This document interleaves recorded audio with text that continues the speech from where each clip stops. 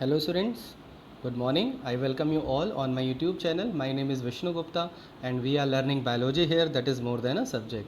This session is for class 10th, and in class 10th we are studying life process.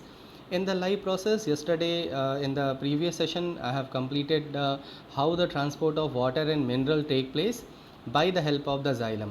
So in that part I have explained you how the xylem help in the transportation of the water. What are the factors those help to transport the water to a height? I think you have to understand everything. If you are having any doubt in the previous topic, please let me know. Then I will clear your doubts in the next session. Clear? So we are going ahead. आगे बढ़ते हैं और next transportation पढ़ना है, that is transportation of the food. ठीक है, देखो transportation of water और ट्रांसपोर्टेशन ऑफ फूड में कई सारे डिफरेंसेस हैं. पहला डिफरेंस ये है कि जो ट्रांसपोर्टेशन ऑफ द फूड होता है, ठीक है, that is a active process. और वहीं पे अगर हम ट्रांसपोर्टेशन ऑफ वाटर देख लें तो ट्रांसपोर्टेशन ऑफ वाटर क्या है, वो एक पैसिव प्रोसेस है. आपने अभी जब भी ट्रांसपोर्टेशन ऑफ वाटर हम लोग ने पढ़ा तो वहाँ पे ये नहीं पढ़ा कि कहीं पे एनर्जी लॉस हो रही है. ठीक है, yesterday when I explain you that transportation of water, तो उसमें कहीं पे भी हमने ये नहीं देखा कि हम हर जगह हम लोग ने देखा कि जो वाटर है पैसिवली मूव कर जा रहा है. ठीक है, और इस तरह से वाटर पैसिवली मूव करके वाटर कॉलम बना ले रहा है. फिर वाटर जब कॉलम बन जाता है, ठीक है, मतलब वाटर कॉलम एक क्रिएट हो गया. वाटर कॉलम कैसे क्रिएट होता है, मैंने आपको बताया था, there is a cohesion force. इसके लिए कौन सा फोर्स रिस्पॉन्सिबल है, कोहेशन फोर्स रिस्पॉन्सिबल है. फिर ये वाटर का वेपर के फॉर्म में लॉस होने लगता है, क्योंकि प्लांट जो है वाटर का केवल 1% ही यूज़ कर पाते हैं. ठीक है, what ever water they absorb they can use only 1% of the absorbed water in the process of photosynthesis.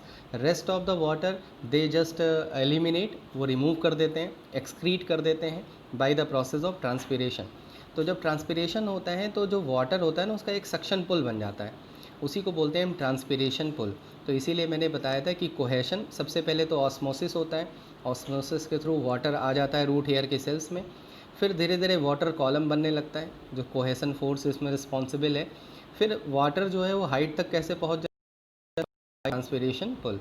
तो ये सारी चीज़ें हम लोग ने पढ़ी थी. तो यहाँ पे मैंने केवल ये बताया था कि जो आयन का एब्जॉर्प्शन होता है वो एक्टिवली हो सकता है, लेकिन वाटर का मूवमेंट है, वाटर का जो एब्जॉर्प्शन है वो एक्टिवली नहीं होता, वो पैसिवली होता है. और एक्टिव मतलब आपको पता है कि पैसिव मतलब क्या होता है कि there is no loss of the energy. Energy का कोई लॉस नहीं होता पैसिव प्रोसेस में. अब देखो ट्रांसपोर्टेशन ऑफ द फूड में एक बात है कि ट्रांसपोर्टेशन ऑफ द फूड में ना एक्टिव प्रोसेस होगा, ये डिफरेंस होगा. ठीक है, तो सबसे पहले डिस्कस कर लेते हैं कि ट्रांसलोकेशन क्या होता है. देखो, चाहे ट्रांसपोर्टेशन ऑफ फूड लिखो चाहे ट्रांसलोकेशन लिखो, दोनों सेम है. बस ये है कि द प्रोडक्ट ऑफ फोटोसिंथेसिस जो होता है that enter in the phloem element, अगर वो फ्लोएम के थ्रू ट्रांसपोर्ट हो रहा है तो उसको हम ट्रांसलोकेशन भी बुला सकते हैं. तुम्हें पता है कि लीव्स में मेसोफिल सेल्स होती हैं. In the mesophyll cells of the leave there is a photosynthesis take place and the food store in the chloroplast. Chloroplast में फूड स्टोर हो जाता है.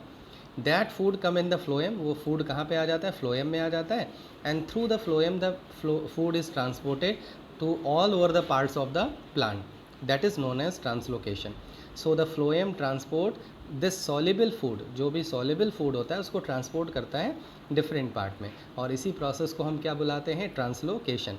सिंपल सा है कि transport of food through the phloem tissue to all over the part plant is known as translocation. ठीक है, अब आगे बढ़ते हैं. ट्रांसलोकेशन मतलब ट्रांसलोकेशन जो फ्लोएम में हो रहा है तो उसमें एलिमेंट कौन कौन से होते हैं. आपको पता है जो जाइलम के जो एलिमेंट होते हैं, just wait for a while. तो सबसे पहले देख लेते हैं कि फ्लोएम का जो कंपोनेंट होते हैं उनके कौन कौन से कंपोनेंट होते हैं और कौन कौन से पार्ट्स होते हैं उसके. ठीक है, तो फ्लोएम के एलिमेंट तुम्हें पता है, फ्लोएम के 4 मेन एलिमेंट होते हैं. एक होता है सीव एलिमेंट, इसको दोनों को मिला के हम बुलाते हैं सीव एलिमेंट. ठीक है, उसके बाद एक होता है फ्लोएम पैरेनकाइमा, जिसमें फूड का स्टोरेज होता है. एक होती है कंपेनियन सेल. ठीक है, कंपेनियन सेल के पास न्यूक्लियस, देखो न्यूक्लियस दिख रहा है, और जो सीव एलिमेंट होता है उसमें न्यूक्लियस नहीं होता. ठीक है, और फ्लोएम फाइबर भी होता है. तो इन चारों एलिमेंट में अगर हम देखें तो जो फ्लोएम फाइबर होता है वो डेड टिश्यू होता है, अदरवाइज़ और जितने भी और टिश्यूज़ होते हैं सब लिविंग होते हैं. ठीक है, तो जो भी फूड आता है लीफ में, जैसे सपोज़ ये लीफ है यहाँ पे, अब यहाँ पे लीफ में फूड प्रिपेयर हुआ, ये फूड जो है वो सबसे पहले कंपेनियन सेल में आ जाएगा. ठीक है, लीफ में फूड कहाँ प्रिपेयर हो रहा है, लीफ में हो रहा है। लीफ में जो फूड प्रिपेयर होता है वो सुक्रोज के फॉर्म में आता है, ठीक है। सबसे पहले ग्लूकोज प्रिपेयर होता है, ठीक है, और ग्लूकोज किस में चेंज हो जाता है, सुक्रोज में, और यही सुक्रोज किस में ट्रांसफ़र हो जाता है, कंपेनियन सेल में, क्योंकि सीव एलिमेंट जो होती है वो डायरेक्टली फूड को एब्जॉर्ब नहीं कर सकती। तो देखो लीफ में भी फ्लोएम टिश्यूज़ प्रेजेंट होते हैं, ठीक है। तो फ्लोएम टिश्यू के मैंने पार्ट पहले ही बता दिया आपको, sieve element, phloem parenchyma, companion cell. Companion cell के पास न्यूक्लियस होता है लेकिन सीव एलिमेंट के पास न्यूक्लियस नहीं होता। And the companion cell absorb the sucrose from the leaf and it transfer to the sieve element, और ये सीव एलिमेंट में ट्रांसफ़र कर देता है, ठीक है। तो ये पार्ट्स के फंक्शन हो गए, क्लियर है। अब मैं थोड़ा सा आपको एक फिगर के थ्रू एक चीज़ समझाऊंगा, मतलब एक कॉन्सेप्ट दूंगा, तब हम लोग आगे बढ़ेंगे, ठीक है। ये देखो ये फिगर मैंने लगा दिया, इसके थ्रू आप थोड़ा सा ये समझ सकते हो कि जो शुगर है ना, वो जब फ्लोएम टिश्यू में आता है, मतलब सीव एलिमेंट में आता है, तो क्या होता है। कुछ टाइम के लिए इसको, ये जो गोल, ये ए वाला पार्ट है, इसको जान लो, ये क्या है, ये है सीव ट्यूब। ये क्या है, सीव ट्यूब है। ये जो है ये लीफ है, ये पार्ट हो गई लीफ। लीफ में क्या प्रिपेयर हुआ, शुगर, मतलब सुक्रोज प्रिपेयर हुआ। जब सुक्रोज प्रिपेयर हुआ तो ये सुक्रोज जो है वो कहाँ आ गया, सीव ट्यूब में आ गया। किसके हेल्प से आ गया, कंपेनियन सेल के हेल्प से आ गया। जैसे ही सुक्रोज कहाँ पे आ गया, सीव ट्यूब में आ गया, क्योंकि अंदर क्या हो गया, जो कंसंट्रेशन है वो शुगर का क्या है, ज़्यादा हो गया। बाहर जो जाइलम होती हैं, ये जो बीकर है ना, इसको जान लो जाइलम है। तुम्हें पता है ना, फ्लोएम और जाइलम एडजेसेंट होते हैं, मतलब आसपास होते हैं, ठीक है। तो जाइलम में क्या होता है, जाइलम में क्या होता है, वाटर होता है। ऐसे ही बीकर में क्या है, यहाँ पे वाटर है। जैसे ही इसमें सुक्रोज आएगा, इसमें वाटर एंटर होने लगेगा, वाटर को रोकने की कोशिश करेगा, उसी प्रेशर को बोलते हैं ऑस्मोटिक प्रेशर। लेकिन ऑस्मोटिक प्रेशर जैसे मतलब कम होगा तो वाटर उसमें क्या हो जाएगा, एंटर हो जाएगा, ठीक है। तो वाटर किस में हो गया, ए में एंटर हो गया, क्लियर है। तो कहाँ पे शुगर, कहाँ पे प्रिपेयर हुआ, लीफ में। शुगर कहाँ पे आ गया, सीव एलिमेंट में आ गया, मतलब सीव ट्यूब में आ गया। बाहर क्या है, ये जाइलम है, ठीक है। और जो मैंने बीकर के फॉर्म में रिप्रेजेंट कर रखा है, इसको जान लो, ये जाइलम है। जाइलम से वाटर इसमें एंटर कर गया। अब ये क्या बन गया, ये सुक्रोज का सॉल्यूशन बन गया। अब ये सुक्रोज का सॉल्यूशन ना दूसरे पार्ट में मूव करेगा, ये सीव एलिमेंट है। ये जो बीच का जो ट्यूब है, इसको जान लो, ये क्या है, ये भी जाइलम, सॉरी, ये क्या है, फ्लोएम सीव ट्यूब है। ये क्या है, सीव ट्यूब है। इसमें फूड आ गया, अब ये फूड एंटर कर रहा है। अब ये जो बी पार्ट है ना, ठीक है, ये क्या हो गया, ये सीव ट्यूब हो गई, ये भी सीव ट्यूब है। और ये जो यहाँ से जो सुक्रोज होगा वो किसी न किसी पार्ट में निकल आएगा, इसको मान लो रूट है। जो सुक्रोज है वो निकल के चला गया रूट में, ठीक है। अब जब सुक्रोज यहाँ से, बिकॉज यहाँ पे प्रेशर ज़्यादा है और रूट में प्रेशर कम है, तो रूट से सुक्रोज कहाँ पे, सॉरी, सीव ट्यूब से फूड कहाँ पे चला जाएगा, रूट में चला जाएगा। जैसे ही फूड जो है वो सीव ट्यूब से निकल के रूट में चला जाएगा, अब यहाँ पे बचा क्या, बी में क्या बचा, बी में वाटर बचा, वाटर फिर से बाहर आ जाएगा, ठीक है। तो इस तरह से हो क्या रहा है कि जो सुक्रोज का ट्रांसपोर्टेशन है वो इस पर्टिकुलर रिप्रेजेंटेशन से हम समझ सकते हैं, ठीक है। फिर से समझ लो, ये जो सुक्रोज है वो प्रिपेयर कहाँ हो रहा है, लीफ में प्रिपेयर हो रहा है। लीफ में जब प्रिपेयर हुआ तो ये कहाँ आ गया, सीव ट्यूब में आ गया। किसकी हेल्प से आ गया, एडजेसेंट सेल, कंपेनियन सेल के हेल्प से आ गया, जो एडजेसेंट होती हैं। जैसे ही इसमें सुक्रोज आया, इसमें क्या एंटर होने लगा, वाटर एंटर होने लगा, और ये क्या बन गया, सुक्रोज का सॉल्यूशन बन गया। अब सुक्रोज का सॉल्यूशन प्लांट में ट्रांसपोर्ट होने लगा, ठीक है, प्लांट में ट्रांसपोर्ट होने लगा। और किसके थ्रू हो रहा है, सीव ट्यूब के थ्रू हो रहा है। जहाँ पे भी इस फूड की रिक्वायरमेंट होगी, वहाँ पे जो कंसंट्रेशन होगा वो लो होगा, तो वो क्या होगा, सुक्रोज ना बाहर निकल जाएगा, इसके सीव ट्यूब के सुक्रोज जो है वो बाहर आ जाएगा, ये सुक्रोज बाहर आ गया। अब सुक्रोज बाहर, सुक्रोज मतलब क्या होता है, सॉल्यूट्स, सुक्रोज बाहर आ गया। जब सुक्रोज बाहर आ गया तो वाटर भी क्या हो जाएगा, बाहर की तरफ निकल जाएगा, मतलब जाइलम में आ जाएगा। फिर यहाँ पे ये प्रेशर कम हो जाएगा, फिर यहाँ से ऐसे फूड का ट्रांसपोर्टेशन होगा। तो इस तरह से इस डायग्राम में हम लोग ए और बी को ये मान लें कि ए क्या है, वो फ्लोएम है, फ्लोएम सीव ट्यूब है, और बी को मान लें कि हम बी से जो है, सीव ट्यूब से फूड जो है वो कहाँ निकल जा रहा है, सिंक की तरफ निकल जा रहा है, ठीक है। और फिर एक और मैंने डायग्राम यहाँ पे लगा रखा है, देखो इसके थ्रू भी समझ में सकते हो बहुत अच्छे से। ये यहाँ पे देखो,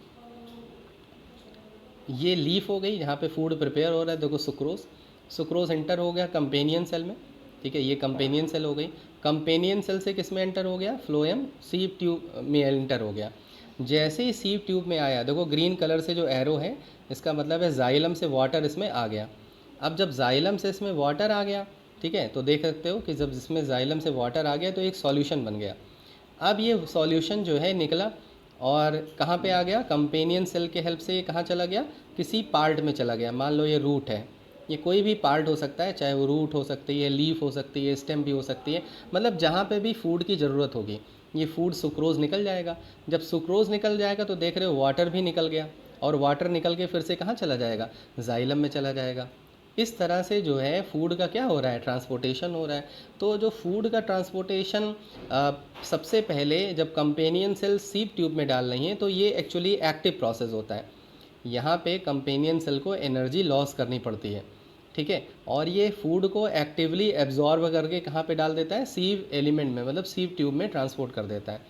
जैसे ही सीव ट्यूब में फूड आता है, जाइलम से वाटर निकल के उसमें सॉल्यूशन बना लेता है, और जब जाइलम से वाटर जो आता है वो सॉल्यूशन बन जाता है तो यहाँ पे कंसंट्रेशन ज़्यादा हो जाता है। इस तरह से from higher concentration to the lower concentration food move करने लगता है। और जिस जिस पार्ट में फूड की ज़रूरत होती है, मतलब नीड होती है, जैसे जितने भी ग्रोइंग पार्ट होते हैं वहाँ पे फूड की ज़्यादा नीड होती है, ठीक है, तो वहाँ पे फूड ज़्यादा स्टोरेज होने लगता है, तो उसको बुलाते हैं हम सिंक। सिंक का मतलब है कि जहाँ पे फूड की रिक्वायरमेंट है। जैसे ही फूड मतलब सुक्रोज़ निकलेगा, जो वाटर बचेगा क्योंकि उसका कंसंट्रेशन ज़्यादा है वो निकल के फिर से कहाँ पर चला जाएगा, जाइलम में चला जाएगा, ठीक है। तो इन दो डायग्राम की हेल्प से मैंने तुम्हें ये एक्सप्लेन कर दिया कि किस तरह से फूड का ट्रांसपोर्टेशन फ्लोएम कर रहा है। अब यहाँ पे समझ लो कि फ्लोएम के कौन कौन से एलिमेंट हो गए, ये तो कि कौन कौन से एलिमेंट होते हैं। अब यहाँ पे आ जाओ मैकेनिज़्म, अब मैं इसको तुम्हें पढ़ के भी समझा दे रहा हूँ। Unlike ascent of sap मतलब in the previous class you came to know about the ascent of sap कि how the water and mineral transport, water और मिनरल का ट्रांसपोर्टेशन कैसे होता है, which is largely due to physical force। वहाँ पे केवल फिजिकल फोर्स था भाई। वाटर मॉलिक्यूल अगर वाटर मॉलिक्यूल को अट्रैक्ट कर रहा है या वाटर मॉलिक्यूल जाइलम में अट्रैक्ट हो रहा है, जाइलम की वॉल की तरफ जा रहा है, तो वो एक फिजिकल फोर्स ही तो है। लेकिन ये जो है ट्रांसलोकेशन से डिफरेंट होता है। ट्रांसलोकेशन में क्या होता है, the translocation in phloem is achieved by using energy. अभी मैंने बताया ना आपको कि कंपेनियन सेल जो है वो एनर्जी का लॉस करता है। जब फूड को वो लीव से क्या करता है, इनटेक करता है, मतलब एब्जॉर्ब करता है, और किसको देता है, सीव एलिमेंट को, सीव ट्यूब को, तो वहाँ पे एनर्जी का लॉस होता है। इन दिस प्रोसेस ग्लूकोज, आप यहाँ सुक्रोज लिख सकते हो, इस ट्रांसफ़र टू फ्लोएम। सुक्रोज जो है वो कहाँ ट्रांसफ़र हो गया, फ्लोएम टिश्यू में ट्रांसफ़र हो गया। किसका यूज़ करके, एनर्जी का। इससे क्या होता है, ऑस्मोटिक प्रेशर बढ़ जाता है। अभी मैंने यहाँ पे आपको दिखाया था ना इस डायग्राम में, ये जैसे ही यहाँ पे सुक्रोज आया ऑस्मोटिक प्रेशर बढ़ गया। ऑस्मोटिक प्रेशर वो प्रेशर होता है जो वाटर को एंटर करने से रोकता है। जैसे आपके दरवाजे के बाहर अगर कोई खड़ा हो और आप अंदर खड़े हो और दरवाजे के अंदर कोई आना चाहे, लेकिन आप दरवाज़ा बहुत ज़ोर से उसको प्रेस किए रहते हो, फोर्स किए रहते हो कि वो अंदर ना आने पाए, ठीक है, लेकिन आप उसको तब भी नहीं रोक पाते। ऐसे ही ऑस्मोटिक प्रेशर होता है। ऑस्मोटिक प्रेशर क्या होता है, वो वाटर को अंदर आने से रोकता है लेकिन रोक नहीं पाता। उसी ऑस्मोटिक प्रेशर की वजह से वाटर क्या हो जाता है, एंटर कर जाता है, ठीक है। ये हो गया क्लियर। तो वाटर एंटर कर गया, तो वही यहाँ पे लिखा हुआ है कि this increases osmotic pressure of the tissue causing the water move into it. जितना ज़्यादा प्रेशर बढ़ेगा वाटर उतनी जल्दी उसमें मूव कर जाएगा। सॉल्युबल मटेरियल, अब क्या हो गया, जब उसमें वाटर मूव कर गया तो वो सॉल्युबल हो गया। Is then transfer from phloem tissue to other tissue, फिर वो दूसरे टिश्यू में ट्रांसफ़र होने लगेगा, ठीक है।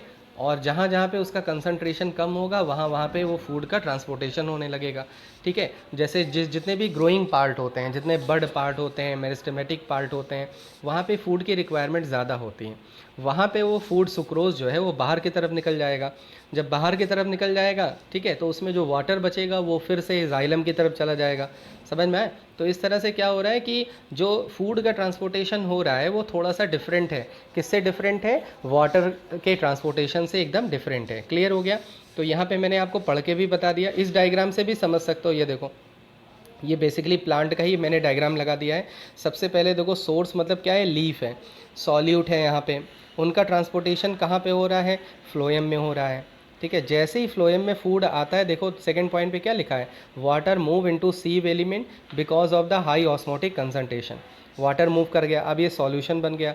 अब ये सॉल्यूशन देखो थर्ड नंबर पे क्या लिखा है, content of sieve tube under high turgor pressure, उनका प्रेशर बढ़ जाता है। ठीक है, टर्गर प्रेशर मतलब होता है कि जब सॉल्यूशन बन जाता है तो सॉल्यूशन वॉल पे प्रेशर लगाता है, उसी को बुलाते हैं टर्गर प्रेशर। उसके बाद क्या होता है, water and solutes force through sieve tube. ठीक है, धीरे धीरे वो सीव ट्यूब के थ्रू अब आगे की तरफ चलते हैं। ठीक है, जब आगे की तरफ जाते हैं प्रेशर ग्रेडियंट मतलब हायर प्रेशर से लोअर प्रेशर की तरफ जाते हैं। फिर जो फूड है ना वो कहीं ना कहीं उसकी रिक्वायरमेंट होगी, रूट में, लीफ में, कहीं पे भी वो फूड निकल जाएगा। जब फूड मतलब सुक्रोज निकल गया, जब सुक्रोज निकल गया तो उसमें जो वाटर बचा वो भी निकल गया। तो इस तरह से फूड का ट्रांसपोर्टेशन फ्लोएम के थ्रू होता रहता है। और जो फूड का ट्रांसपोर्टेशन है ना वो जो है दोनों डायरेक्शन में होता है, वो अपवर्ड भी हो सकता है, डाउनवर्ड भी हो सकता है, दोनों ही डायरेक्शन में होता है। लेकिन वाटर का ट्रांसपोर्टेशन क्या होता है, केवल अपवर्ड में होता है, मतलब यूनी डायरेक्शनल होता है। ठीक है, तो इस तरह से मैंने आपको कुछ कई सारे फिगर के हेल्प से समझा दिया कि फूड का ट्रांसपोर्टेशन कैसे होता है। ठीक है, फिर से मैं एक बार बता दे रहा हूँ। देखो सबसे पहले आप सीव, जब भी आप इस टॉपिक को रिवाइज करोगे तो सबसे पहले पढ़ोगे फ्लोएम के एलिमेंट्स को। इसमें सबसे इंपॉर्टेंट है सीव एलिमेंट और कंपेनियन सेल। कंपेनियन सेल के पास न्यूक्लियस होता है, सीव ट्यूब के पास न्यूक्लियस नहीं होता है। तो फूड का जो एब्जॉर्प्शन होता है वो करता है कंपेनियन सेल। कंपेनियन सेल से फूड कहाँ ट्रांसफ़र हो जाता है, सीव ट्यूब में ट्रांसफ़र हो जाता है। ठीक है, जब फूड जो है सीव ट्यूब में ट्रांसफ़र हो जाता है तो यहाँ पे ऑस्मोटिक प्रेशर बढ़ जाता है, और जो जाइलम है ना, यहाँ से जो जाइलम वाटर लेके जा रही है वो जाइलम से वाटर इसमें एंटर कर जाता है, और सीव ट्यूब में क्या बन जाता है, सॉल्यूशन बन जाता है। जब सीव ट्यूब में सॉल्यूशन बन जाता है तो from the higher pressure to the lower pressure, अब जिस जिस पार्ट में लोअर प्रेशर होता है, लोअर प्रेशर मतलब जहाँ पे फूड नहीं है, जैसे रूट में नहीं है, स्टेम में नहीं है, लीफ में नहीं है, वहाँ पे फूड निकलने लगता है। जिस पार्ट को ज़्यादा रिक्वायरमेंट होती है, मतलब बहुत ज़्यादा लो कंसंट्रेशन होता है, वहाँ पे फूड ज़्यादा स्टोर हो जाता है। जैसे पोटैटो में जाके फूड ज़्यादा स्टोर हो जाता है तो हम पोटैटो को खाते हैं। तो इस तरह से फूड का क्या हो जाता है, ट्रांसपोर्टेशन हो जाता है। क्लियर है, तो इसी प्रोसेस को हम क्या बुलाते हैं, ट्रांसलोकेशन। तो अब जाके आपका ट्रांसपोर्टेशन प्रोसेस कंप्लीट हो गया। ट्रांसपोर्टेशन मैंने ह्यूमन बीइंग में भी कंप्लीट कर दिया और प्लांट में भी कंप्लीट कर दिया। अब केवल एक टॉपिक बचा है, एक्सक्रीशन। ठीक है, तो उसको भी मैं नेक्स्ट मतलब कल से स्टार्ट कर दूंगा। तो as I told you, I will take your class on Thursday, Saturday and Monday. तो we will meet on Monday, Monday को फिर से मिलेंगे। ठीक है, कल आप ये रिवाइज़ कर लीजिएगा। अगर नहीं क्लियर होगा तो कमेंट बॉक्स में ज़रूर लिखना, I will solve your doubt. मैं आपकी डाउट जो है वो ज़रूर सॉल्व करूँगा। ठीक है, सो कंप्लीट करते हैं सेशन, और please press the like button. Maximum students को शेयर कर दो कि फिर से सेशन स्टार्ट हो चुका है, और जल्दी जल्दी आ जाएं सब लोग, अपने टॉपिक्स को जल्दी से कंप्लीट कर लें। ठीक है, so hope so that you are doing well at your home. Stay at your home, stay safe. Jai Hind, जय भारत एंड गुड बाय।